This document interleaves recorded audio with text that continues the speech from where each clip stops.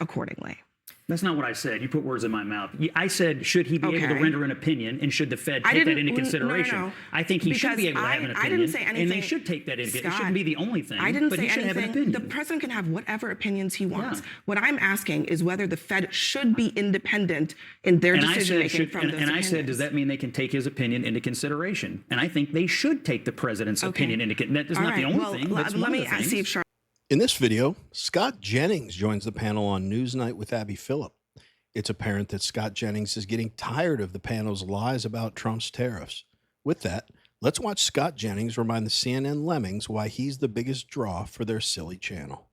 Well, the Fed is obviously independent. It's supposed to be independent, but independence in Trump's head does not exist. He does not understand why a federal government must be independent from himself. He believes that his power and the executive branch's power should dictate what happens with the Fed and with the Department of Justice and with our military, with all of the various things that should be independent. The reality is, as you talk about, Trump being spooked, it's a little late for Trump to be spooked at this point. We've been talking about tariffs. He has been talking about this for quite some time. The markets are in disarray. We're heading toward a recession. Everybody is saying that this is a terrible thing. And yet for just now, all of a sudden he woke up and he realized, this is a terrible thing for our economy and our country. I just have to respond to your assertion that the federal government should operate independently of the elected president of the United States. You mentioned the Fed, and the Department of Justice. You said DOJ, which is obviously appointed and works for the president. No, but it's independent. Your laws should not be enforced based on the president. They should be enforced based on the law. You said the military. Obviously, he's the commander-in-chief of the military. I'm just trying to figure out what percentage or part of the government that you think should run away from the president. There are institutions that are independent. I'm going to step in here because I don't want us to change the subject, okay? We are talking about the independence of the Fed. Do you agree or disagree that the Fed should be independent? I think the president should be able to that render actually an opinion about that is a monetary yes policy. Or no. Whether he should be able to fire him is an open question. That is a yes or no question. Should the Fed be independent of the whims of any president of the United States?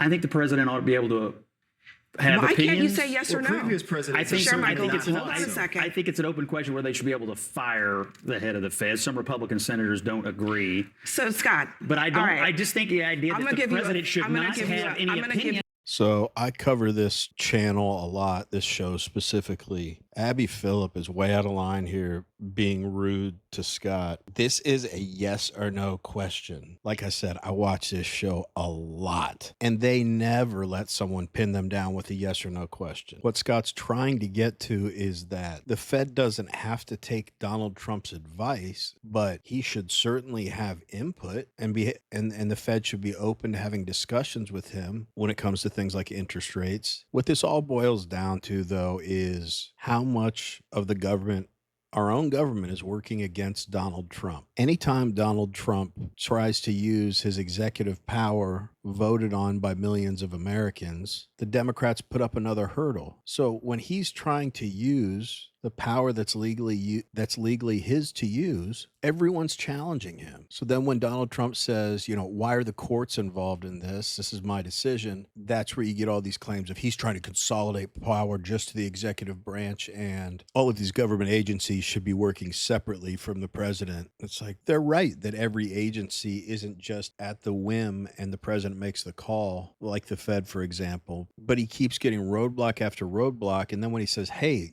let me do my job, the CNN script is to say, see, he doesn't think he has to be accountable to anyone. He just wants to have all the power to himself, when all he wants is the power he's supposed to use. Anyway, let's get back to the video. And about monetary policy, I'm going to give you a third try on this one.